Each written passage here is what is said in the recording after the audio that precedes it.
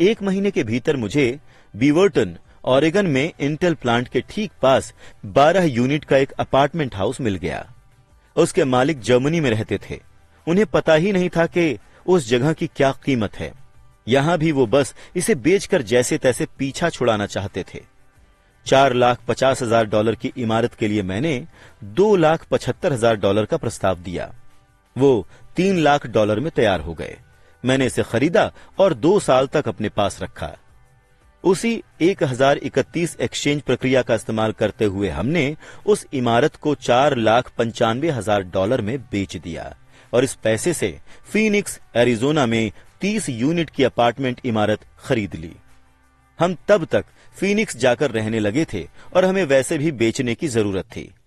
जो मंदी का हाल पहले ऑरेगन बाजार का था, वही इस वक्त फीनिक्स के रियल एस्टेट मार्केट का भी था। फीनिक्स में 30 यूनिट की अपार्टमेंट बिल्डिंग की कीमत $8,75,000 थी, जिसमें $2,25,000 का डाउन पेमेंट करना था। 30 यूनिट से आने वाला कैश फ्लो हर महीने $5,000 से थोड़ा अधिक था। एरिजोना का बाजार ऊपर बढ़ने लगा और कुछ साल बाद कोलोराडो के एक निवेशक ने उस जायदाद के बदले $12,00,000 देने का प्रस्ताव रखा। इस उदाहरण का सबक ये है कि किस तरह एक छोटी राशि बढ़कर एक बड़ी राशि बन सकती है। एक बार फिर ये फाइनेंशियल स्टेटमेंट्स निवेश रणनीतियों, बाजार की समझ और कानूनों की समझ का मामला है।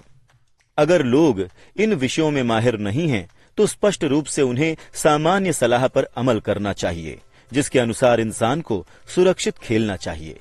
अपने निवेशों को डाइवर्सिफाई करना चाहिए और सिर्फ सुरक्षित निवेशों में निवेश करना चाहिए। सुरक्षित निवेशों के साथ समस्या ये होती है कि वो प्रायः कुछ ज्यादा ही साफ सुथरे रहते हैं, यानी उन्हें इतना सुरक्षित बना दिया जाता है कि मुनाफे की संभावना कम हो जाती है। ज्यादातर बड़े ब्रोकरेज हाउसेज जोखिम भरे सौदों को इसलिए नहीं छूते हैं ताकि अपनी और अपने ग्राहकों की रक्षा कर सकें। ये समझदारी भरी नीति भी है। असल गर्मा गर्म सौदे नौसिखियों के सामने पेश नहीं किए जाते। प्रायः सबसे अच्छे सौदे उन्हीं लोगों के सामने परोसे जाते हैं जो इस खेल को समझते हैं, और उन्हीं की वजह से अमीर लोग ज्यादा अमीर बनते हैं। जिस व्यक्ति को प्रबुद्ध निवेशक नहीं समझा जाता, उसके सामने जोखिम भरे सौदे पेश करना तकनीकी दृष्टि से गैर कानूनी है, लेकिन जाहिर है ये भी कभी कभार होता है। निवेशक के रूप में मैं जितना ज्यादा प्रबुद्ध बनता हूं, मेरे सामने उतने ही ज्यादा अवसर आते हैं।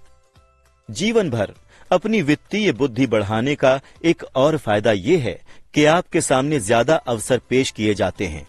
इसके अलावा आपकी वित्तीय बुद्धि जितनी ज्यादा होती है, ये परखना उतना ही आसान होता है कि सौदा अच्छा है या नहीं।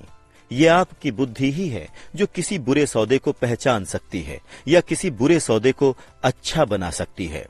मैं जितना ज्यादा सीखता हूं, और सीखने के लिए अभी बहुत कुछ बाकी है, मैं उतने ही ज्यादा पैसे बनाता हूं, सिर्फ इसलिए क्योंकि समय गुजरने के साथ साथ मेरा अनुभव और बुद्धिमत्ता दोनों ही बढ़ती जाती है। मेरे कुछ मित्र हैं जो इस खेल को सुरक्षित तरीके से खेल रहे हैं, अपने पेशे में कड़ी मेहनत कर रहे हैं और वित्तीय बुद्धि नहीं बढ़ा रहे हैं, जिसके बढ़ने में समय लगता है। मेरी कुल जमा फिलॉसफी है अपनी संपत्ति वाले कॉलम में बीज बोना। यही मेरा फॉर्मूला है। मैं छोटे पैमाने पर शुरुआत करके बीज बो देता हूं। कुछ बड़े हो जाते हैं, कुछ नहीं हो पाते। हमारे रियल एस्टेट कॉरपोरेशन में कई मिलियन डॉलर की जायदाद है। यह हमारा खुद का REIT यानी रियल एस्टेट इन्वेस्टमेंट ट्रस्ट है। मैं ये बताना चाहता हूं कि इन मिलियन डॉलर निवेशों में से ज्यादातर $5,000 या $10,000 जितने छोटे निवेशों से शुरू हुए थे। ये सभी डाउन पेमेंट्स खुशकिस्मत थे जो उन्हें तेजी से बढ़ता हुआ बाजार मिला और वो करमुक्त होकर आगे बढ़े। बाद के वर्षों में हमने उन्हें कई बार खरीदा बेचा। हमारा एक स्टॉक पोर्टफोलियो भी है जो एक कॉरपोरेशन से सुरक्षित है, जिसे किम और मैं अपना निजी म्यूचुअल फंड कहते हैं। हमारे कुछ मित्र हैं जो खास तौर पर हम जैसे निवेशकों के साथ सौदे करते हैं, जिनके पास हर महीने निवेश करने के लिए अतिरिक्त पैसे होते हैं। हम ज्यादा जोखिम वाली खतरनाक निजी कंपनियों के शेयर खरीदते हैं जो अमेरिका या कनाडा के स्टॉक एक्सचेंज पर सार्वजनिक होने वाली हों। लाभ कितनी तेजी से हो सकता है, इसका एक उदाहरण देखें। मान लें कंपनी के सार्वजनिक होने से पहले उसके 1 लाख शेयर 25 सेंट के भाव पर खरीद लिए जाएं। 6 महीने बाद कंपनी स्टॉक एक्सचेंज में सूचीबद्ध हो जाती है और शेयर का भाव $2 हो जाता है। अगर कंपनी का प्रबंधन अच्छा है तो भाव बढ़ता रहता है और वो शेयर $20 या उससे ज्यादा का भी हो सकता है। ऐसे कई वर्ष रहे हैं जब हमारे निवेश किए हुए $25,000 1 साल से भी कम समय में $10 लाख बन गए। ये जुआ नहीं है, बशर्ते आप जानते हो कि आप क्या कर रहे हैं। ये जुआ है अगर आप किसी सौदे में पैसा फेंक रहे हो और प्रार्थना कर रहे हो। किसी भी चीज में महत्वपूर्ण यह है कि आप अपनी तकनीकी योग्यता, बुद्धि और खेल के प्रेम का इस्तेमाल करके नुकसान की आशंका को कम करें, जोखिम को कम करें। बस एक बात ध्यान रखें, जोखिम हमेशा रहता है। ये तो वित्तीय बुद्धि है जो संभावनाओं को बेहतर बनाती है। इस तरह एक व्यक्ति के लिए जो जोखिम भरा है वो किसी दूसरे व्यक्ति के लिए कम जोखिम भरा होता है। यही वो मूल कारण है जिसकी वजह से मैं लोगों को लगातार प्रोत्साहित करता हूं कि वो शेयरों, रियल एस्टेट या दूसरे बाजारों के बजाय अपनी वित्तीय शिक्षा में निवेश करें। आप जितने ज्यादा चतुर होते हैं, आपकी सफलता के अवसर भी उतने ही ज्यादा होते हैं। मैंने व्यक्तिगत रूप से जिन शेयरों में निवेश किया वो ज्यादातर लोगों के लिए बहुत ज्यादा जोखिम भरे थे, इसलिए उनकी सलाह देने का सवाल ही नहीं है। मैं इस खेल को सन 1979 से खेल रहा हूं और मैंने इसके लिए अपने हिस्से से ज्यादा का शिक्षण शुल्क चुकाया है।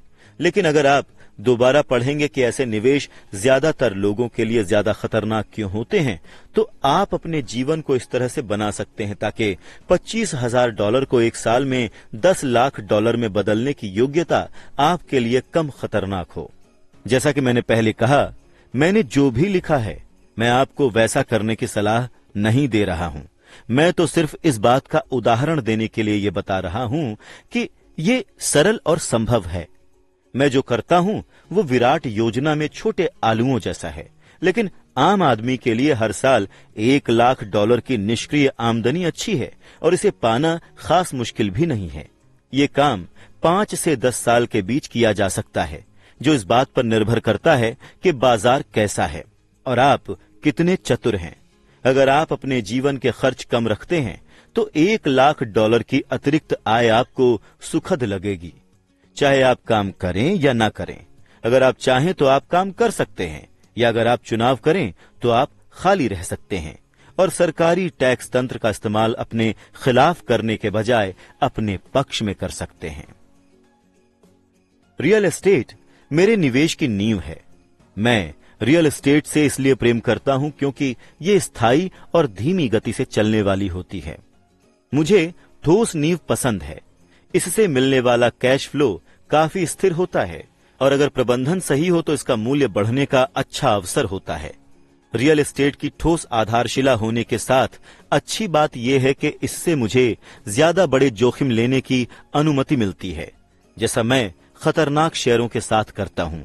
अगर मुझे शेयर बाजार में भारी मुनाफा होता है तो मैं मुनाफे पर कैपिटल गेन्स टैक्स चुकाता हूं और बचे हुए पैसे को रियल एस्टेट में निवेश करता हूं ताकि मेरी संपत्ति की नींव और ज्यादा मजबूत हो जाए।